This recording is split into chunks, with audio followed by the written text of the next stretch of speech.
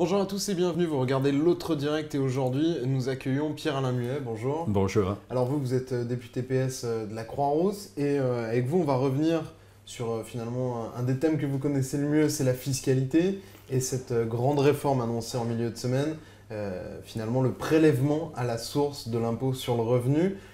Vous qui avez été frondeur, est-ce que pour une fois vous êtes content d'appartenir à cette majorité? Je suis très content qu'on le fasse. Je plaide depuis longtemps pour une réforme de l'imposition des revenus qui modernise complètement notre impôt, c'est-à-dire qu'il fasse comme dans tous les pays, qu'il soit prélevé à la source. Et je suis très heureux, non seulement que ça ait été écrit dans une motion, dans toutes les motions du Parti socialiste, mais que le président de la République a annoncé qu'il ferait la réforme. Alors c'est une réforme qui est dans les tuyaux depuis 50 ans. Comment expliquer que personne ne l'ait jamais été faite avant? C'est pas simple à faire. C'est très simple une fois que c'est fait. Une fois que l'impôt est prélevé à la source, c'est très facile pour le contribuable, pour l'État, pour tout le monde. Le problème, c'est la transition. Et c'est vrai que ça fait plus de 50 ans que les gouvernements l'annoncent et ne le font pas. La première fois, c'était en 1967 par un secrétaire d'État au budget qui s'appelait Jacques Chirac. Puis ça a été Valéry Giscard d'Estaing, ministre des Finances en 1974, qui l'annonçait mais qui ne l'a pas fait comme président. Donc là, il est temps qu'on s'y mette. Et je pense que c'est très opportun parce qu'il y a un changement profond, technique, qui va permettre de faire un vrai prélèvement à la source adapté à votre situation. Parce que le prélèvement à la source, son intérêt, c'est que vous n'êtes pas imposé sur vos revenus de l'année précédente, qui peuvent avoir changé entre-temps si vous êtes au chômage, si vous avez une baisse de revenus, mais sur les revenus présents. Et le fait que l'administration fiscale connaîtra dans un an exactement tous les mois les revenus des contribuables, puisqu'il y aura une déclaration faite par chaque entreprise de tous les revenus qui sont versés, ça permettra de vous imposer exactement sur votre revenu courant. Donc ça réglera tous les problèmes qu'on connaît, ou quelqu'un qui se retrouve au chômage, qui part à la retraite, qui est en congé maternité, se retrouve à avoir un revenu qui a baissé. Il n'y aura plus de double peine pour les accidents heureux ou malheureux de la vie. Exactement. Ça permet quoi d'autre pour un usager, pour un contribuable lambda? En quoi ça apporte un plus substantifique? Eh bien, c'est comme la CSG, c'est-à-dire le fait qu'elle soit prélevée à la source fait que le revenu que vous allez percevoir, ce sera votre revenu net. Donc c'est une facilité de gestion. Ça permettra aussi de savoir ce qu'on paye réellement en CSG et ce qu'on paye en impôt sur le revenu. Quand on regardera sa feuille de paye, on verra que pour 9 Français sur 10, la CSG est plus élevée que l'impôt sur le revenu. En revanche, par contre, les gens vont découvrir que leur salaire, tout d'un coup, ça va entrer en œuvre en 2018. Premier salaire de janvier versé, absolument. Les gens vont se dire « Waouh !» C'est pour ça qu'il faut de la pédagogie. Il faut de la pédagogie, il faut expliquer que la contrepartie, c'est qu'ils n'auront plus d'impôts à payer mensuellement ou par acompte. Donc ça ne change rien pour eux, ça ne change pas. Mais les gens vont peut-être aussi perdre la notion de ce qu'ils payent comme impôt. Passer le choc des premières fiches de paye. Je ne pense pas, mais on n'aura pas ce débat bizarre qui fait que quand on parle d'impôt sur le revenu, on ne pense qu'à notre petit impôt sur le revenu qui est tout petit, qui représente 3 à 4% de la richesse nationale. Comparé, la CSG est beaucoup plus grande, et quand on rajoute CSG et impôt sur le revenu, on a à peu près ce qu'est l'impôt sur le revenu dans tous les pays, c'est-à-dire quelque chose qui est entre 8 et 10% de la richesse nationale, du revenu national. Donc effectivement, c'est une vraie modernisation. Ce n'est pas la réforme complète. Moi, je pense qu'il faudra aller plus loin. Mais l'avantage de ce premier pas important, c'est que c'est une vraie modernisation qui résout un certain nombre de problèmes de notre impôt actuel, puisque quand une personne décède, elle reçoit encore un avis d'imposition en lui demandant de payer ses impôts, effectivement, et les héritiers payent l'impôt sur le revenu de l'année précédente de la personne qui est décédée. Donc oui, cet archaïsme va disparaître. Il y a un autre avantage, c'est qu'on va se rapprocher de ce qui me paraît souhaitable, c'est-à-dire un prélèvement qui est fonction du revenu de chacun. Dans un couple, quand vous êtes imposé par foyer, si vous avez beaucoup de différences de revenus entre les deux conjoints, le conjoint qui a le revenu le plus faible, il est imposé en fait au taux moyen du foyer, donc à un taux beaucoup plus fort que ce qui correspond à son revenu. Avec le prélèvement à la source, on partira dans chaque entreprise, je prends l'exemple de 2 salariés, du taux que paierait chacun des deux s'il était célibataire, et puis l'administration indiquera à l'entreprise qu'il faut abaisser ce taux ces deux taux pour tenir compte du fait qu'ils ont, par exemple, 2 enfants qui sont en couple. Il n'y aura même pas besoin de donner le détail. L'administration dira simplement baisser ces 2 taux d'impôt que l'entreprise connaît, puisque ça correspond au salaire que verse l'entreprise, de 40%, de 60%. Ça n'apportera aucune information sur la situation du contribuable, parce qu'on ne pourra télécharger qu'une baisse du taux. Mais qui va le collecter cet impôt? Est-ce que c'est mon employeur ou est-ce que ça reste comme l'État et l'administration fiscale? C'est comme la CSG. Je veux dire, c'est pas l'employeur qui collecte l'impôt. L'employeur effectivement le prélève, mais le reverse tous les mois. Ça peut être derrière une usine à gaz pour mais la non, collecte de l'impôt. on pourrait dire là où ça. Aujourd'hui, ça l'est un peu, mais ça reste quand même simple. Là, ça veut dire que tous les mois, il va falloir presque faire des nouvelles déclarations d'impôt. Non, il n'y a aucune déclaration. Pas pour l'usager, mais non, pour l'entreprise, fiscale. aucune.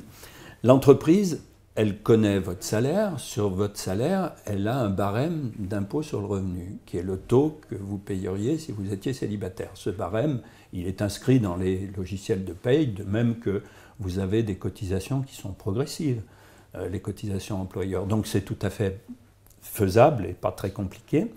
Et puis, tous les mois, automatiquement, l'administration fiscale indiquera que le taux à appliquer n'est pas celui-là, mais est plus bas. S'il est plus bas. S'il est plus haut, elle ne l'indiquera pas. Et donc, c'est mon employeur qui va payer pour moi les impôts? C'est l'employeur qui va verser les impôts comme il paye la CSG, comme il verse la CSG. On pourrait se poser la question... Est-ce que ça ne marche pas comme pour le compte pénibilité où finalement on fait supporter une mesure publique à une entreprise privée en lui faisant supporter un peu le coût? Ça existe dans tous les pays. Il n'y a qu'un seul pays. Est-ce qu'on s'achemine vers ça finalement? Non, mais on s'achemine exactement. Mais non, entreprises. Les entreprises versent des cotisations sociales qui sont d'ailleurs progressives. Elles versent la CSG. Il n'y a aucun changement. Il y aura une ligne de plus qui sera l'imposition du revenu du salarié. Comme il a une CSG, il n'y a même pas une CSG, il y en a 4. Donc ce sera plutôt plus simple. Et ça ne changera rien pour l'employeur. Le coût sera extrêmement faible. C'est juste un changement d'un logiciel de paye. Ça veut dire qu'il faut l'annoncer longtemps en avance avant de le faire. Il faudra tester pour être sûr que ça marche bien. Mais on ne peut pas dire que c'est compliqué dès lors que ça fait 20 ans qu'on prélève la CSG à la source et 50 ans qu'on prélève les cotisations sociales qui sont des prélèvements à la source et qui vont à la sécurité sociale, mais là l'impôt ira à l'État, mais ça ne change strictement rien. Il y a une question que tout le monde se pose et qu'il faut forcément poser. Alors, est-ce qu'il y a une année blanche? Est-ce qu'il y a une année où chaque contribuable finalement va échapper à l'impôt? Parce qu'on parle d'année blanche, mais j'ai pas l'impression qu'on s'achemine là-dessus. On va payer tous les ans. Non, il y aura bien une année blanche, parce que s'il n'y avait pas une année blanche, aujourd'hui on est imposé sur les revenus de l'année précédente. Année blanche, ça devrait être une année où tout le monde est exempté de tout impôt. Aujourd'hui, on est imposé sur les revenus de l'année précédente. Si vous passez au prélèvement à la source, vous seriez imposé 2 fois sur les revenus de l'année précédente et sur les revenus de l'année en cours. Ce qu'on appelle année blanche, c'est de supprimer l'imposition sur l'année précédente. Donc comme ça va être en œuvre en 2018, les revenus de l'année 2017 ne seront pas imposés. C'est-à-dire en 2018, on n'imposera pas en fonction de vos revenus de 2018 et aussi de ceux de l'année 2017. Donc l'année 2017 sera une année blanche.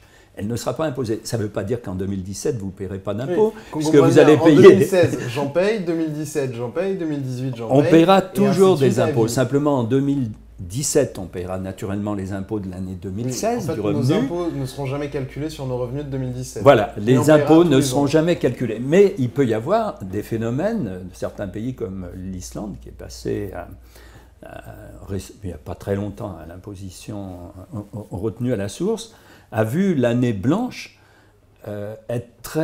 avoir beaucoup d'activités parce que tout le monde s'est mis à travailler beaucoup en disant de toute façon les revenus que je gagne ne sont pas imposés.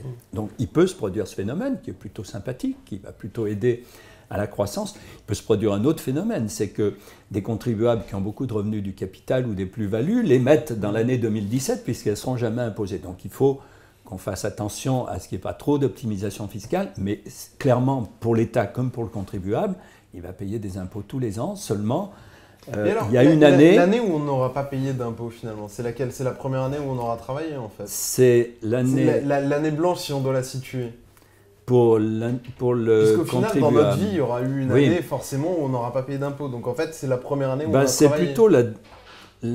Actuellement, c'est la première année où vous travaillez que vous ne payez pas d'impôts. Vous rentrez en activité, vous n'êtes vous serez imposé l'année d'après sur les revenus de votre première année. Année blanche, et l'année... on parle d'année blanche, en fait, on l'a déjà connue pour certains il y a longtemps, absolument. pour d'autres il y a moins longtemps. Mais non, la grande différence, c'est que vous ne serez pas imposé à la fin de votre carrière sur vos derniers revenus, ou au moment où vous mourrez, vos héritiers ne sont pas imposés sur ce que vous avez gagné l'année précédente. Donc elle est soit au début, soit à la fin. Elle est au début. Mais pour l'État, c'est quand même... Il y a un manque à gagner pour l'État? Instantané, non. S'il n'y a pas de, instantané, de mois à payer non. pour nous, il n'y a pas forcément de manque à gagner Si, pour au l'État. sens où, par exemple, des personnes qui décèdent ne seront plus imposées. Il y a cette particularité en France qu'on impose, j'allais dire qu'on impose les morts, puisque on paye les revenus de l'année précédente. Donc ça disparaîtra. Oui, il y aura une petite perte d'impôt pour l'État, progressive, répartie, mais il y aura une vraie modernisation de l'impôt. Bon, la contrepartie, c'est que quand on commencera à travailler, on paiera tout de suite l'impôt sur ses revenus. Oui, avec le problème peut-être du premier mois. Oui, mais le gros avantage, c'est que vous saurez... Vous savez, quand les Français ont le choix entre le prélèvement... Il y a des points aussi qui, techniquement, vont être compliqués. Par exemple, une entreprise qui fait faillite, qui paye l'impôt? Alors, une entreprise Comment qui fait ça se faillite, passe pour c'est les patrons individuels, effectivement compliqué, mais ça se passe. Ça peut être simple dans 80% des cas, hein, les emplois salariés classiques. En revanche, tout ce qui est un peu plus compliqué, un peu plus technique, là, ça peut être difficile. Sauf que ce problème existe déjà, puisqu'il existe pour la CSG et pour les cotisations sociales, et qu'on sait le régler. On pourrait se poser cette question si on n'avait jamais eu de prélèvement à la source. Mais nous avons un prélèvement à la source, qui est le deuxième impôt sur le revenu, qui est la CSG, qui est le plus gros de nos impôts, qui a un défaut. Il est proportionnel, il n'est pas progressif, mais il est prélevé à la source. Donc toutes ces difficultés, on les connaît. On les a réglées. Les URSSAF savent très bien régler ces problèmes, et il n'y aura rien de changé de ce point de vue. C'est là qu'il y aura une ligne de plus sur la feuille de paye. La fameuse année blanche, qui n'en est pas vraiment une, doit arriver en 2017. C'est quand même une jolie coïncidence. Est-ce que c'est une réforme finalement qui est plus politique que fiscale, comme le dit l'opposition? Moi, je pense qu'à partir du moment... C'est une coïncidence bizarre. Non, il y a année électorale où François Hollande ça pourrait coïncide envisager... avec une année électorale, certes. Mais en même temps, ça coïncide avec la mise en œuvre de ce qu'on appelle la déclaration sociale nominative, qui pourra faire un vrai prélèvement à la source, qui sera complètement opérationnel en 2017 ou 2018. Normalement, elle devait l'être dès 2016.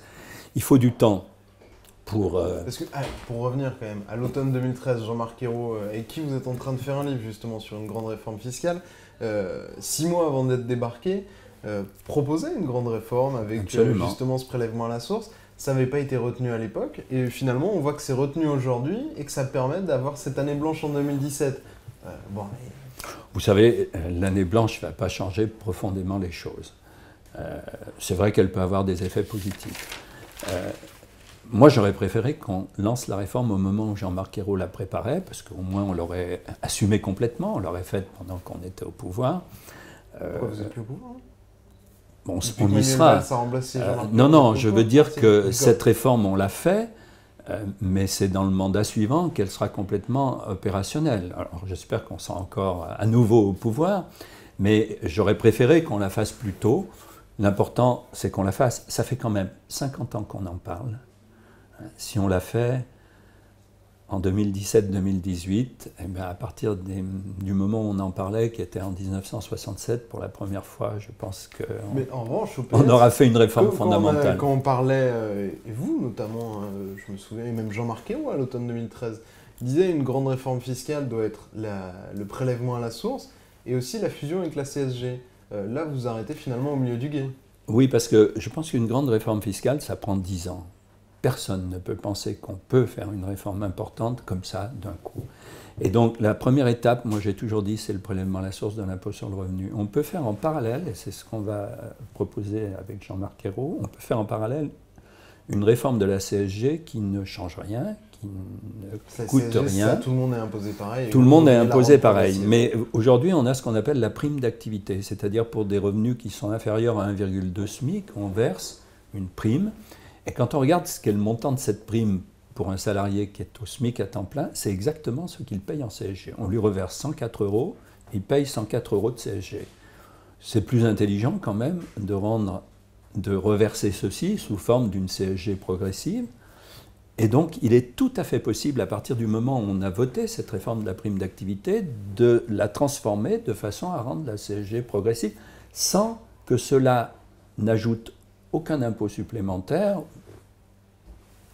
aux revenus les plus élevés, parce que la grande crainte d'une CSG progressive, c'est que si on baisse les premiers taux, si on baisse sur les revenus les plus modestes, on va augmenter sur les autres. Non, ça ne change rien au-delà d'1,3 SMIC, mais en dessous, elle sera versée sous une forme, elle peut être versée sous une forme de CSG progressive. Et quand les contribuables auront une CSG qui commence à être progressive et un impôt sur le revenu prélevé à la source, on continuera à s'interroger sur la fusion de ces deux impôts. Peut-être qu'on arrivera, je l'espère, en France, à avoir comme dans tous les pays un impôt sur le revenu digne de ce nom. Ça, ce sera plus tard. 50 ans par réforme. Mais c'est déjà une très grande réforme. Et honnêtement, si on fait cette réforme, et je pense que le président de la République est complètement convaincu qu'il faut la faire, il l'a suffisamment annoncé haut et fort, je pense que c'est probablement ce qui restera, ce sera la grande réforme de ce quinquennat. Et moi, je voulais finir en parlant d'une autre réforme. Cette semaine, la loi Macron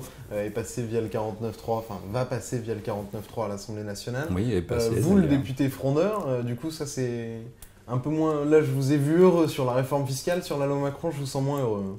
J'avais dit que je me serais abstenu sur la première version de la loi Macron. J'ai redit au gouvernement que je m'abstiendrais sur la deuxième version si elle était identique, parce que je suis en désaccord sur le travail du dimanche, sur ce qui a été fait sur les indemnités